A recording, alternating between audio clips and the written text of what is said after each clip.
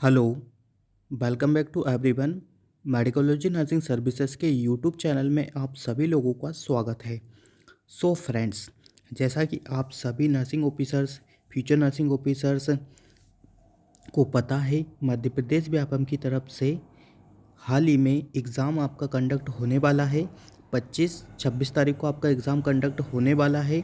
उसी के रिगार्डिंग, उसी को देखते हुए हम आपके लिए एमसीक्यू सेशन यहाँ पे चला रहे हैं। अभी तक हमने आपके लिए 22 क्लास कंडक्ट करवा दिया है और जो आज का हमारा क्लास रहने वाला है आपके लिए, आज का हमारा क्लास 23वां क्लास आपके लिए रहने वाला है। तो एक चीज़ मैं आपको बता दूं, आज का हमारा जो क्लास रहने वाला है थोड़ा रैपिड रहेगा, स्पीड थोड़ा आपको ज़्यादा देखने को मिलेगा, क्योंकि फ्रेंड्स आपका ओनली 2 दिन ही बाकी है आपके एग्ज़ाम होने में। तो हमको आपके साथ बहुत ज़्यादा ही क्या है पोर्शन कंप्लीट करना है, इसलिए हम थोड़ा फास्ट चलने का कोशिश करेंगे। तो आप कोऑपरेट करके रखिएगा और अच्छे से सुनिएगा। जो मैं बोलूँगा वो अच्छे से ध्यान दे के सुनना है, ठीक है। लिखने पे ज़्यादा फोकस नहीं करना है, जो मैं बोल रहा हूँ उस पर अच्छे से ज़्यादा ध्यान देना है, ठीक है, ताकि हमारा जो पोर्शन है ज़्यादा से ज़्यादा कंप्लीट हो जाए और आपको आने वाले एग्ज़ाम में क्या है कि आपको ज़्यादा पोर्शन मिल जाएगा, तो आपको आने वाले एग्ज़ाम में अच्छे से गेन कर पाओगे। तो चलते हैं बिना किसी टाइम डिले के हमारे आज के क्लास की ओर, ठीक है फ्रेंड्स।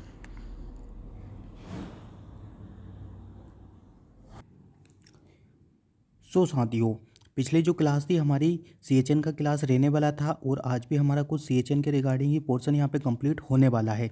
तो चलिए शुरू करते हैं बिना किसी टाइम डिले के। जो हमारा 80 नंबर का क्वेश्चन था पिछली बार का, जो कोई उसमें लिखा हुआ था ओ इन द गोबी कैंपियन क्या रहता था यूनिसेफ में। तो जो ओ है, जो गोबी कैंपियन में आपको क्या देखने को मिलता है, ओवर ओलर रिहाइड्रेशन आपको देखने को मिलता है, ठीक है। चलिए बात करते हैं नेक्स्ट का, कि नेक्स्ट इंपॉर्टेंट पॉइंट्स आपके लिए क्या रहने वाला है। लिखा हुआ है disease under international health regulation. जो डिसीज़ है हमारी अंडर इंटरनेशनल हेल्थ रेगुलेशन में कोलेरा आता है, प्लेग आता है एंड येलो फीवर आता है, स्मॉल पॉक्स आता है, वाइल्ड फोलियो आता है, ह्यूमन इन्फ्लुएंजा, हर्पेक्स वायरस, आपको ये चीज़ें देखने को मिलती है, ठीक है। किस में देखने को मिलती है? Disease under international health regulation. Disease under international health regulation में ये चीज़ें आपको देखने को मिलती है, ठीक है फ्रेंड्स। साथियों, मूव ऑन करते हैं नेक्स्ट पे।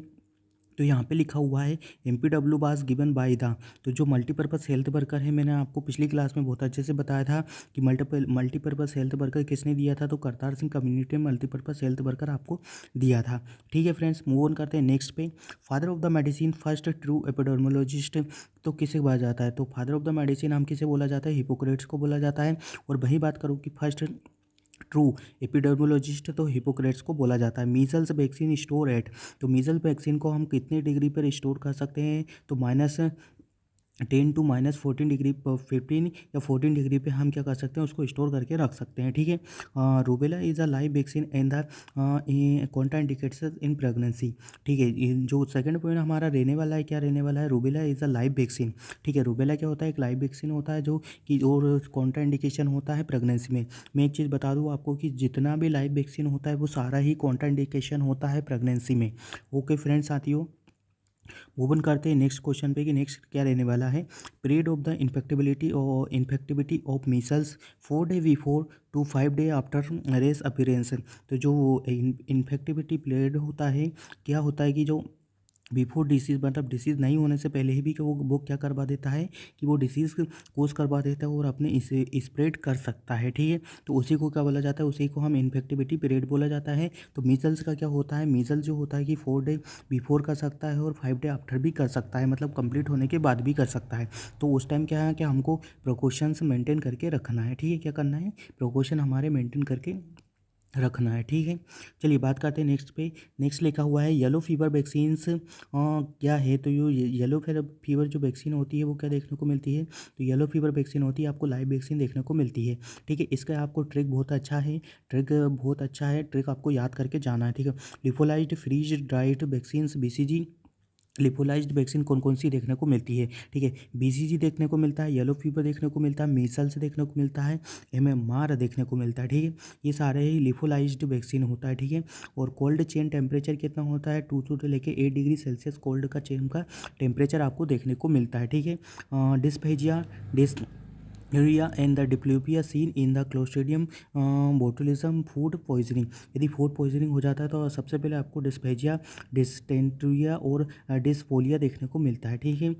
Reservoir in the chikungunya fever, तो जो चिकनगुनिया का रिजर्वोयर होता है वो कहाँ देखने को मिलता है, तो पिरामिड्स में देखने को मिलता है, ठीक है, मंकीज़ में देखने को मिलता है, ठीक है। बात करते हैं हम नेक्स्ट का।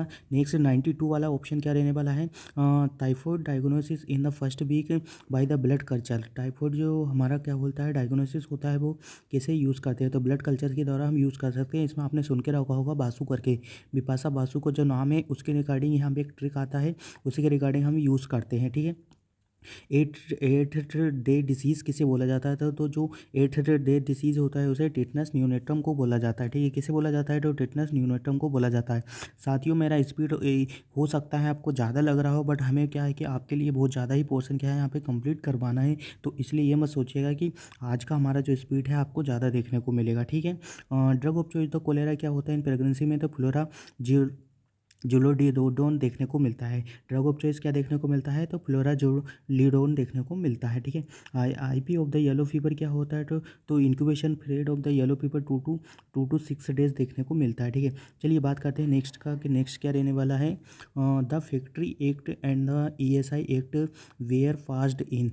तो जो फैक्ट्री एक्ट है और ईएसआई एक्ट है, क्या है, factory act and ESI act आपका 1948 में स्टार्ट हुआ था, ठीक है। Total osmolarity of the WHO reduce osmolarity ORS कितना होता है, तो total osmolarity of WHO reduce osmolarity कितना होता है, तो 245 देखने को मिलता है। कितना देखने को मिलता है, 245 मिली ओस्मोल पर लीटर देखने को मिलता है, ठीक है। One urban PSC is for population of the, तो जो वन अर्बन PSC होती है वो कितनी 5000 की पॉपुलेशन को कवर करके रखता है, ठीक है। Ambulatory patients in the tries, तो एम्बुलेटरी जो पेशेंट होता है ट्राइज की कंडीशन में वो कौन सी कैटेगरी में देखने को मिलता है, तो वो थर्ड कैटेगरी में देखने को मिलता है और ग्रीन रहता है, ठीक है। कलर कोड यदि पूछता जाता है तो कलर कोड आपको ग्रीन देखने को मिलता है, ठीक है।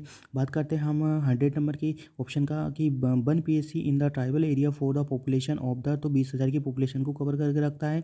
Dose of the ORS for a child with the weight, तो dose of the ORS child according to weight हम उसको 9 ml देते हैं, ठीक है। Kit is a kept in the at sub centre, kit B होता है जो कहाँ पे देखने को मिलता है, तो किट बी आपको सब सेंटर बी पे देखने को मिलता है।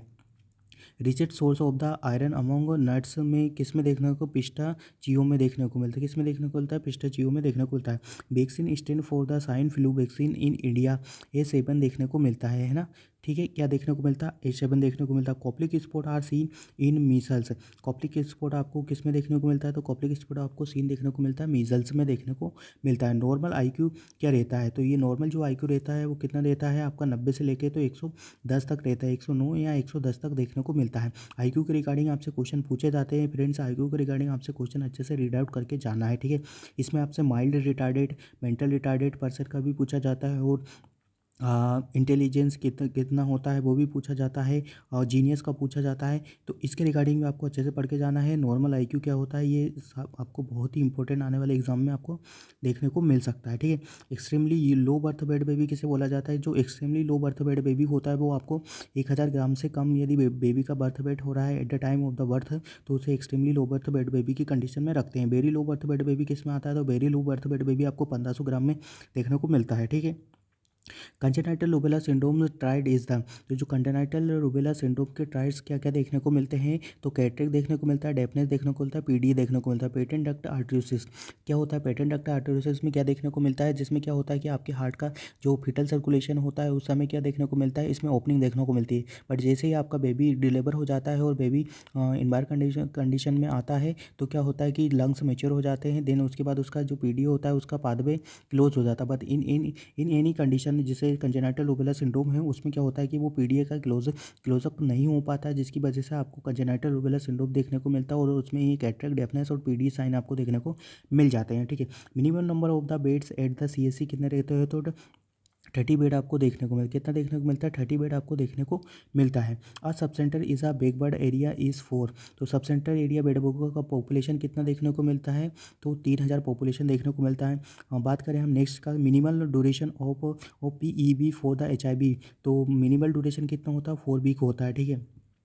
किसका ड्यूरेशन होता है, minimal duration of the PEV for the HIV के लिए कितना होता है, 4 वीक आपको मिनिमल ड्यूरेशन देखने को मिलता है। Food poisoning in the less than 6 hour of food staphylococcus के द्वारा देखने को मिलता है। किसके द्वारा देखने को मिलता है, तो स्टेफिलोकोकस के द्वारा आपको फूड पॉइजनिंग देखने को मिलता है। ठीक है, फूड पॉइजनिंग किससे देखने को मिलता है, तो फूड पॉइजनिंग आपको स्टेफिलोकोकस के द्वारा आपको देखने को मिलता है। ठीक है फ्रेंड्स, साथियों नेक्स्ट का क्या लिखा हुआ है, health promotion is the prevention level of the, जो हेल्थ प्रमोशन होता है वो हमारा किस टाइप का प्रिवेंशन देखने को मिलता है, तो हेल्थ प्रमोशन आपका प्राइमरी प्रिवेंशन देखने को मिलता है। ठीक है साथियों, चलिए मूव ऑन करते हैं नेक्स्ट पे फटाफट।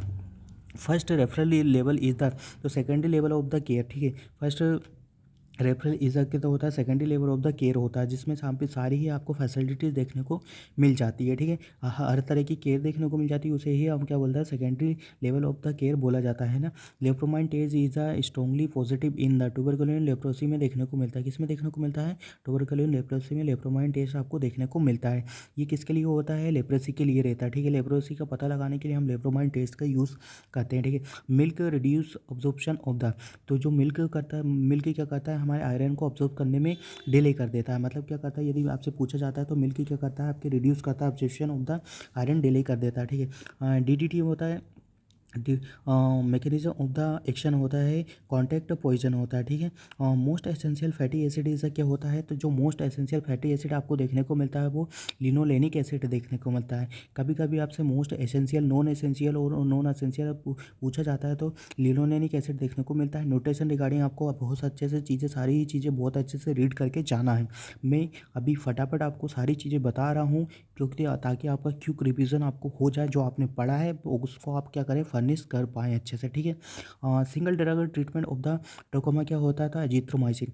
सिंगल ड्रग ट्रोकोमा का यदि आपसे ड्रग चॉइस पूछा जाता है तो एजिथ्रोमाइसिन देखने को मिलता है। ठीक है, आईसीएड कवर अंडर द, तो आईसीडी होता है इंटीग्रेटेड चाइल्ड डेवलपमेंट स्कीम, क्या कवर करता है, ministry women and the child development के द्वारा ये रन किया जाता है। ठीक है, किसके द्वारा किया जाता है, तो ministry of the women and the child development के द्वारा किया जाता है। 1975 में ये आया था। इसमें आपको आंगनबाड़ी कार्यकर्ता देखने को मिलती है और इसमें नर्सिंग मदर्स और एडोलेसेंट गर्ल का भी यहाँ पे कंसिडर किया जाता है। ठीक है, anganwadi worker cover the under ministry women's and the child worker development, जैसा मैंने आपको बताया, integrated child protection scheme under the ministry women's and the child development.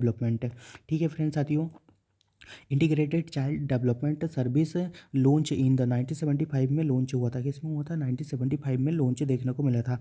अब बात करें हम नेक्स्ट का कि नेशनल रूरल हेल्थ मिशन कब आया था, तो जो नेशनल रूरल हेल्थ मिशन है, NRHM जो होता है हमारा 2005 में देखने को मिला था। नेशनल हेल्थ प्रोग्राम कि कब देखने को मिला था, नेशनल हेल्थ प्रोग्राम उसको 1982 में देखने को मिला था। कब देखने को मिला था, 1982 में देखने को मिला था।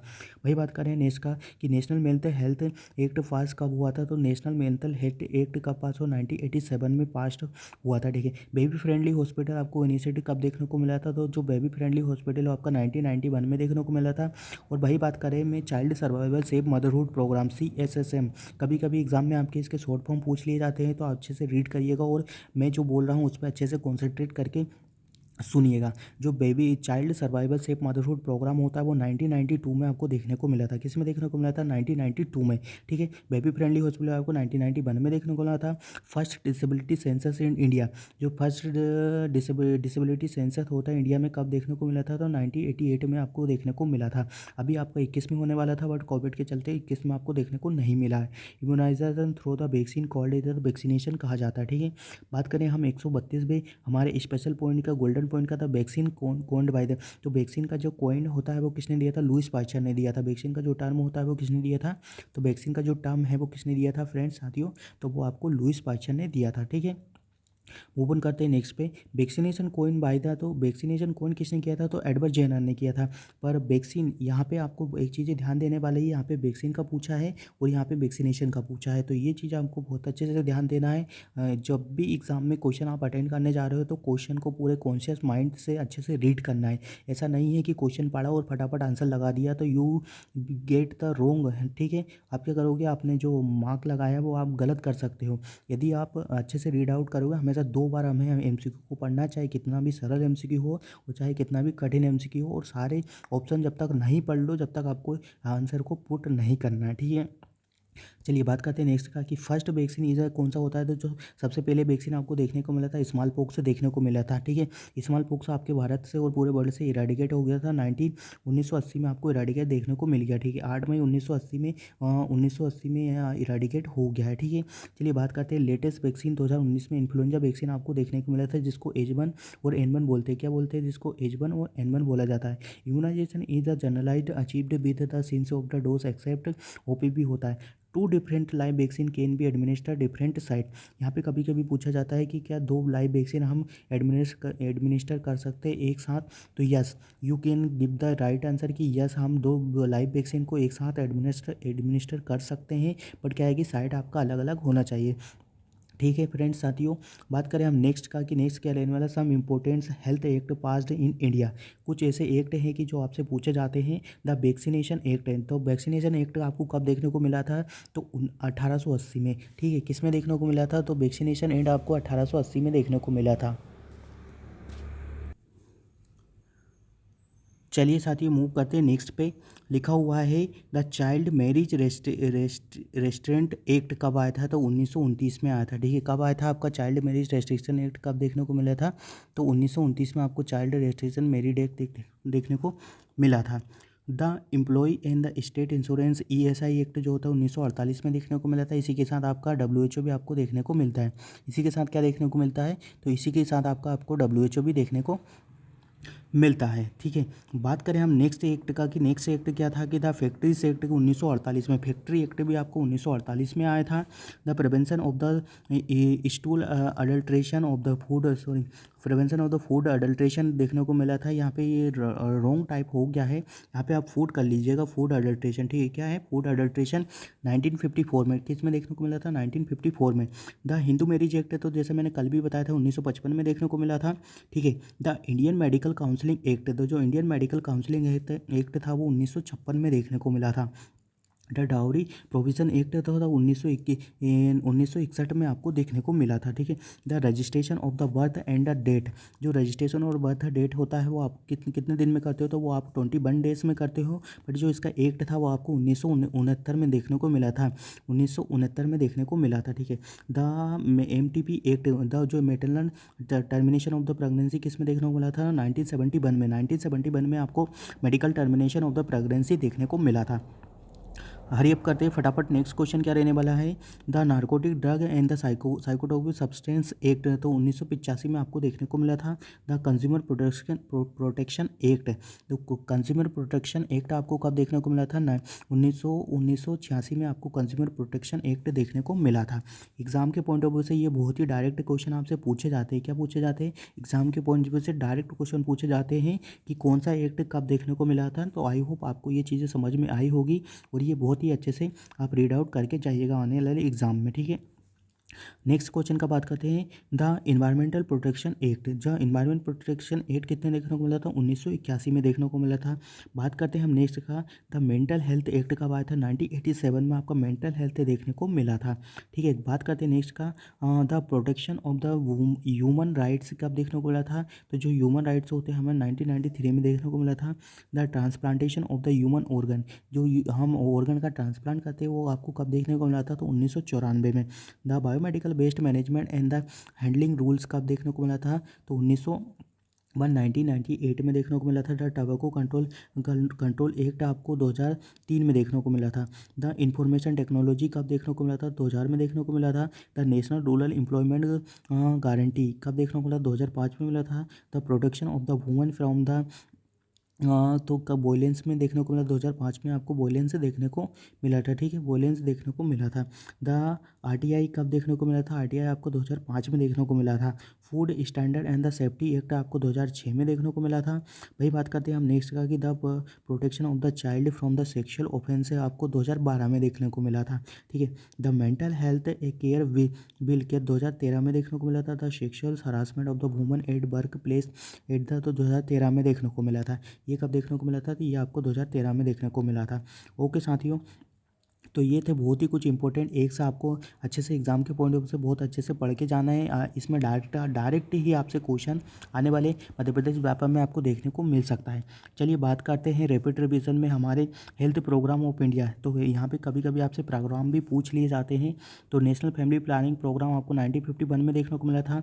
नेशनल मलेरिया कंट्रोल प्रोग्राम आपको 1953 में देखने को मिला था। और वहीं बात करें नेशनल मलेरिया इरेडिकेशन प्रोग्राम 1958 में देखने को मिला था। लिम्फेटिक फाइलेरियासिस कंट्रोल प्रोग्राम आपको 1955 में देखने को मिला था। नेशनल मलेरिया इरेडिकेशन प्रोग्राम 1958 में देखने को मिला था।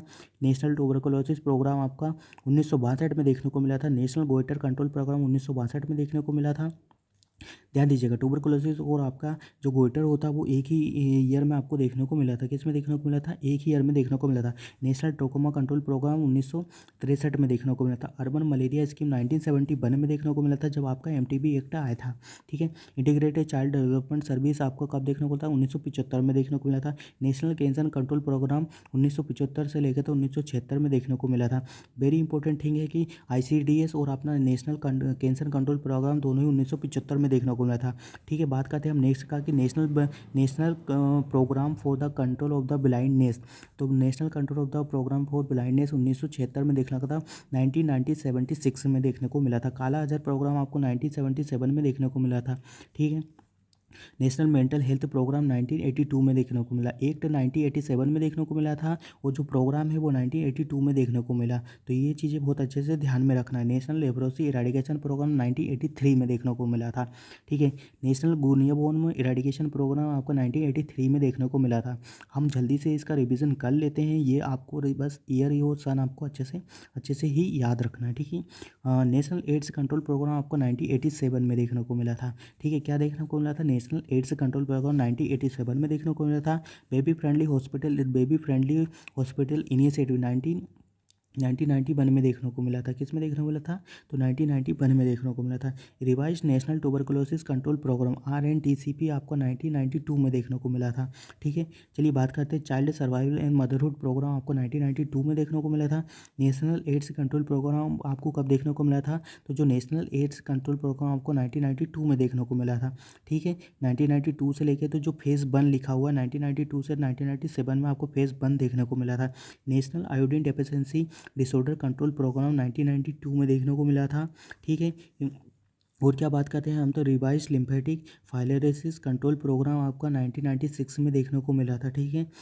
इंसेंस मलेरिया कंट्रोल प्रोजेक्शन 97 में देखने को मिला था। Reproductive child health programme RCH जिसे बोला था RCH 1997 में देखने को मिला था। National anti malaria control programme आपको 1999 में देखने को मिला। किस में देखने को मिला था? तो 1999 में आपको नेशनल मलेरिया कंट्रोल प्रोग्राम देखने को मिला था। नेशनल ओरल हेल्थ प्रोजेक्ट 1999 में मिला था। National AIDS control programme phase 2 phase 1 वाला किस में देखने को मिला था? 1997 से। तो जैसा मैंने आपकी अभी बताया था आपको, जैसा मैंने देखो एड्स से जो कंट्रोल प्रोग्राम है 1992 से 1997 में देखने को मिला था फेज़ 1। और फेज़ 2 का बात करें तो 97 के बाद 1992 से तो 1994 में आपको देखने को मिला था। ठीक है। फेज़ 1 फेज़ 2 आपको अच्छे से ध्यान रखना है। National vector borne disease control programme कब देखने को मिला था? National vector borne disease control programme आपको 2003 से 2004 में देखने को मिला था। इंटीग्रेटेड डिसीज़ सर्विलेंस प्रोजेक्ट आपको 2004 में देखने को मिला था। Reproductive child health programme second, first वाला 1997 में आया था और जो सेकेंड है 2005 में आपको देखने को मिला था। नेशनल रूरल हेल्थ मिशन आपको NRHM 2005 में देखने को मिला था। वही बात करें नेशनल एड्स कंट्रोल प्रोग्राम, क्या नेशनल एड्स कंट्रोल प्रोग्राम आपको 2006 से 2011 में देखने को मिला था। ठीक है।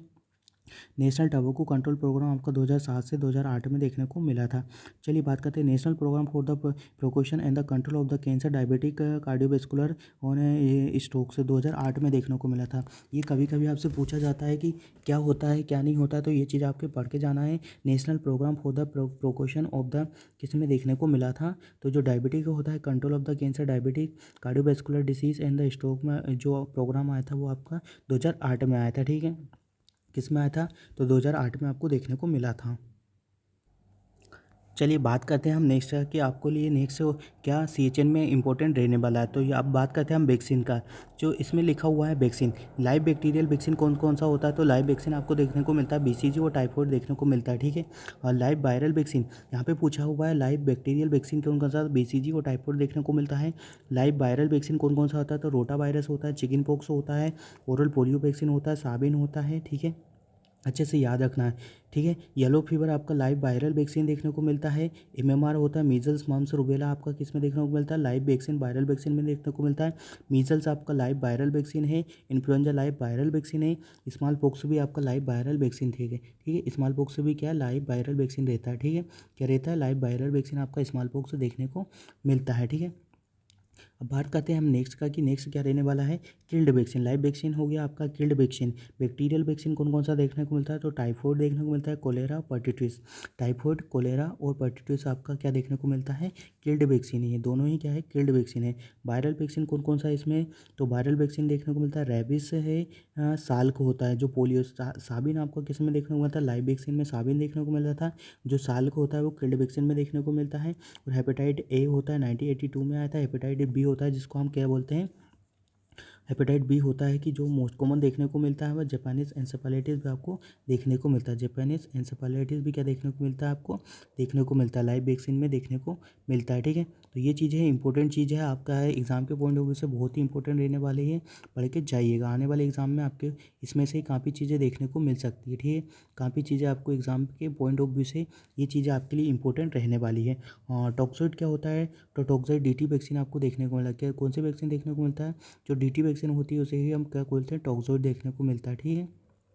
टॉक्सोइड वैक्सीन ही क्या होता है, डीटी वैक्सीन आपको रहता है। टीटी होता है, एक डीटी होता है डिप्थीरिया परटेसिस, और एक टिटनेस होता है, वो आपको टॉक्सोइड वैक्सीन देखने को मिलता है, ठीक है। चलिए बात करते हैं और कुछ इंपॉर्टेंट पॉइंट्स आपके लिए जो एग्जाम में सीधे ही आपको देखने को मिल सकते हैं। मोनोवैलेंट क्या होता है, vaccine contain a single strain of a single antigen से, जैसे मीजल्स। मोनोवैलेंट कैसे होता है, कभी कभी एग्जाम में सीधे ही पूछ लिया जाता है कि मोनोवैलेंट का मतलब क्या होता है, ठीक है। पॉलीवैलेंट क्या होता है, जिसमें वैक्सीन के कंटेंट 2 और मोर स्ट्रेन्स पाए जाते हैं, ठीक है। डीपीटी जिसमें होता है डिप्टीरिया परट्यूटेड टिटनेस होता है। मीजल्स आपको मोनोवैलेंट वैक्सीन में देखने को मिलता है, ठीक है। फ्रेंड्स साथियों, बात करते हैं हम नेक्स्ट का कि नेक्स्ट इंपॉर्टेंट चीज़ क्या रहने वाली है। तो इम्यूनाइजेशन के रिगार्डिंग आपके लिए बहुत ही इंपॉर्टेंट यहाँ पे चीज़ें यहाँ पे पुटअप की है, पढ़िएगा, ध्यान दीजिएगा क्या लिखा हुआ है। गोभी प्रोग्राम ऑफ इम्यूनाइजेशन, जीपीआई जिसे बोलता है, कब आया था, तो 1974 में आया था, ठीक है। एक्सपेंड प्रोग्राम ऑफ इम्यूनाइजेशन कब देखने को मिला था, जनवरी 1978 में। कब देखने को मिलता है, 1978 में देखने को मिला। Universal programme of the immunisation कब देखने को मिला था, तो नवंबर 1985 में, नवंबर 1985 में आपको इम्यूनाइजेशन प्रोग्राम देखने को मिला था। जिसको हम क्या बोलते हैं, यूपीआई बोला जाता है, और एक्सपेंडेम को ईपीआई बोला जाता है। 1978 में वो देखने को मिला था, और 1985 में हमको हमारा यूनिवर्सल इम्यूनाइजेशन प्रोग्राम देखने को मिला था, ठीक है। बात करते हैं नेक्स्ट का कि नेक्स्ट क्या रहने वाला है, कि क्या चीज़ें रहने वाली है, ठीक है। फर्स्ट डोज होता है बीसीजी का, 2 dose for the pregnant women, ठीक है। First initial in India. Then बात करते हैं एडीटी इन द देखने को मिलता है, total prevention against the 6 killer disease, diphtheria pertussis के देखने को मिला, 1985 में आपको देखने को मिला है। चलिए बात करते हैं नेक्स्ट क्या रहने वाला है। तो UPI become the part of the CSSM. तो जो यूपीआई है हमारा वो किसका पार्ट हो गया है, तो child survival and safe motherhood programme का पार्ट वो आपको देखने को मिलता है, ठीक है। Currently UPI under the NRHM since 2005 से देखने को मिलता है, ठीक है। अब रोटा वायरस के रिगार्डिंग कुछ बात कर लेते हैं कि रोटा वायरस क्या देखने को मिलता है। तो बात करें हम सबसे पहले कि जो रोटा वायरस होता है वो क्या होता है, जो severe diarrhoea caused by the rota virus infection in the young children. जो रोटा वायरस होता है आपको यंग चिल्ड्रन में बहुत ज़्यादा देखने को मिलता है। मार्च 2016 में देखने को मिला था। इन राजस्थान 2003 में, राजस्थान 2017 में देखने को मिला था। और बात करते हैं हम नेक्स्ट का कि पेंटावेलेंट स्टार्ट इन द दिसंबर 2011 में स्टार्ट हुआ था, ठीक है। तो ये चीज़ें यहाँ पे रहने वाली है, ठीक है। बात करते हैं जापानीज एंसेफेलाइटिस का। तो जापानीज एंसेफेलाइटिस इम्यूनाइजेशन शेड्यूल देखने को मिलता है। बर्ड इम्यूनिटी डे आप कब सेलिब्रेट करते हो, तो 10 नवंबर को, ठीक है। 10 नवंबर 17 से लेके तो 17 तक आप देखते हो। पीसीबी आपका कब देखने को मिलता है, तो पीसीबी का यहाँ पे पूछा हुआ है कि 6, 10, 14 वीक में हम पीसीबी देते हैं, 0.5 ml देते हैं, IM देते हैं, न्यूमोकोकल कंजुगेटेड वैक्सीन आपको देखने को मिलता है। ठीक है, यहाँ पे वैक्सीन का पूछा है कि जो PCV होता है वो कब कब देते हैं, तो जापानीज इंसेफेलाइटिस भी हम 9 मंथ और 12 मंथ में देते हैं। फिर जो सेकेंड डोज होता है वो 16 से 24 मंथ में देते हैं। किल्ड वैक्सीन होता है, IM देते हैं, 1 ml देते हैं, और सबक्यूटेनियस रूट से देते हैं। किससे देते हैं? सबक्यूटेनियस रूट से देते हैं। जो MR वैक्सीन होता है हमारा 9 से लेकर तो 14 मंथ पे देते हैं, और 16 से 24 में आपको देते हैं। ठीक है, ये चीज़ें इंपॉर्टेंट चीज़ें आप अच्छे से ध्यान करके पढ़ के जाइएगा। ये इम्यूनाइजेशन के रिगार्डिंग आपसे पूछा ही जाता है, किसी भी एग्ज़ाम में हुआ, क्योंकि ये आप नर्सेस का प्राइमरी नीड रहता है कि इंजेक्शन लगाना और बच्चों को केयर करना, ये सारी चीज़ें आपको उसमें देखने को मिलती है। मिशन इंद्रधनुष कब देखने को मिला था? तो मिशन इंद्रधनुष आपको 2014 में देखने को मिला था। JP नड्डा द्वारा इसके द्वारा यहाँ पे लॉन्च किया गया था। ठीक है, इसमें क्या था, 7 वैक्सीन आपको देखने को मिलती है। ठीक है, MTP और DPT और H देखने को मिलता है। ठीक है, measles, pertussis tetanus, diphtheria, pertussis tetanus और हीमोफिलस इन्फ्लुएंजा देखने को मिलता है। In some selected stage given the GE और HPV। ठीक है, पल्स पोलियो इम्यूनाइजेशन की क्या देखने को मिलता है? पल्स पोलियो जो इम्यूनाइजेशन है वो क्या है? Pulse polio immunisation come in the 1995 में। पल्स और पोलियो इम्यूनाइजेशन मैंने प्रेपरेसी क्वेश्चन में भी आपको बताया था कि 1995 में देखने को मिल रहा है। ड्यूरेशन का दिसंबर से जनवरी में देखने को मिलता है। फर्स्ट डोज ऑफ द 19 दिसंबर 1995 में देखने को मिला, और जो सेकंड आया था वो 1996 में देखने को मिला था। ठीक है, 1996 में सेकंड मिला था। BCG वैक्सीन का बात किया जाए, यूज्ड अप टू 4 आवर्स के लिए करते हैं। यदि डाइल्यूट कर देते हैं तो 4 आवर में उसको डिस्कार्ड कर देना है। Discard after 4 hour if administer then the cause the toxic shock syndrome. ठीक है, never mix with the distilled water, इसको नॉर्मल सलाइन के साथ हमेशा यूज़ करना है। डिस्कवर्ड 1921 में BCG वैक्सीन का डिस्कवर किया था। It is a live vaccine होता है, सिंगल डोज एडमिनिस्ट करते हैं, लाइफ लॉन्ग इम्यूनिटी देता है। 0.005 ml हम एट द बर्थ देते हैं। फिर 6-10 वीक पे आप 6 वीक के बाद दे रहे हो तो आप उसका क्वांटिटी बढ़ाकर 0.1 ml कर सकते हो। BCG मिस्ड डोज हो तो मस्ट बी गिवन टिल तब 12 मंथ तक दे सकते हैं, मतलब 1 साल तक यदि BCG किसी को दे रहे हैं और नहीं दे पाए हैं तो हम उस पेरेंट्स को बोल सकते हैं कि आपके बेबी को 1 ईयर तक BCG का डोज लग सकता है। ठीक है, कॉम्प्लिकेशन क्या है BCG के? लिम्फेटाइटिस हो जाता है, स्कार फॉर्मेशन आपको देखने को मिलता है। सबसे पहले पेपुल देखने को मिलता है, पेपुल इंक्रीज होता है, देन फिर परमानेंट स्कार आपको देखने को मिलता है। मीजल्स कभी कभी पूछा जाता है, अप टू 7 आवर के लिए सेम वैक्सीन है, अप टू 7 आवर के लिए लगाते हैं, डिस्कार्ड करते हैं आफ्टर 4 आवर में भी इसको डिस्कार्ड करते हैं। सेंसिटिविटी ऑफ द वैक्सीन होता है, हीट सेंसिटिव वैक्सीन कौन कौन सी देखने को मिलती है? तो हीट सेंसिटिव वैक्सीन होती है, ओरल पोलियो वैक्सीन होती है, मीजल्स होती है, MMR होती है, BCG होता है, रोटा वायरस होता है। मोस्ट हीट सेंसिटिव वैक्सीन आपको ओरल पोलियो वैक्सीन देखने को मिलता है। फ्रीजर सेंसिटिव वैक्सीन क्या देखने को मिलता है? जो फ्रीजर सेंसिटिव वैक्सीन होता है वो क्या क्या देखने को मिलता है? तो TT देखने को मिला है, डिप्थीरिया, हेपेटाइट, पर्टूसिस देखने को मिला। Most freezer sensitive vaccine DPT। Most यदि पूछा जाता है मोस्ट फ्रीजर सेंसिटिव वैक्सीन आपको क्या देखने को मिलता है? तो आपको DPT, डिप्थीरिया, पर्टूसिस, टीटनस आपको देखने को मिलता है। तो ओके साथियों, ये थे हमारे CHN के कुछ गोल्डन पॉइंट्स जो सीधे ही आपको एग्ज़ाम में देखने को मिलते हैं। ठीक है, क्या देखने को मिलते हैं? सीधे ही आपको एग्ज़ाम में देखने को मिलते हैं। कभी कभी आपसे सीधे ही एग्ज़ाम में ये चीज़ें पूछ ली जाती है, तो आपको कभी ये चीज़ें अच्छे से याद होना चाहिए और अच्छे से पता होना चाहिए कि क्या चीज़ें क्या होती है और कब प्रोग्राम आया था कब नहीं आया था। तो एक बार क्वेश्चन एग्ज़ाम देने से पहले ये सारी चीज़ें पढ़ के जाइएगा। CSC PSC कम्युनिटी के रिगार्डिंग बहुत इंपॉर्टेंट रहने वाला है। Elements of the community health nursing के जितने भी एलिमेंट्स होते हैं आपके, ये सारे पढ़ के जाइएगा। और इंक्यूबेशन पीरियड हुआ, टाइम पीरियड हुआ, पॉजिटिव एजेंट किसका क्या होता है वो भी अच्छे अच्छे रीड करके जाइएगा, क्योंकि आपके पास ज़्यादा टाइम नहीं बचा है। आपको रैपिड रिविज़न करना है, बिल्कुल फास्ट चलना है। ठीक है, तो ये था हमारा इसके लिए रिगार्डिंग। और कि कुछ इसमें ऐड करना चाहूँगा तो उसमें भी मैं ऐड कर देता हूँ। सो फ्रेंड्स साथियों, अब बात करते हैं हम कुछ जो डायग्नोस्टिक टेस्ट है, कॉमन डायग्नोस्टिक टेस्ट आपको देखने को मिलते हैं कम्युनिटी में। तो आप सुनिएगा, मैं बताता हूँ कि कौन कौन से डायग्नोस्टिक टेस्ट आपको देखने को मिलते हैं। तो सबसे पहले यदि हम डायग्नोस्टिक टेस्ट का बात करें, जो टिटनेस होता है उसके लिए हम क्या करते हैं? तो टिटनेस के लिए हम क्या करते हैं? टिटनेस के लिए हम क्या करते हैं?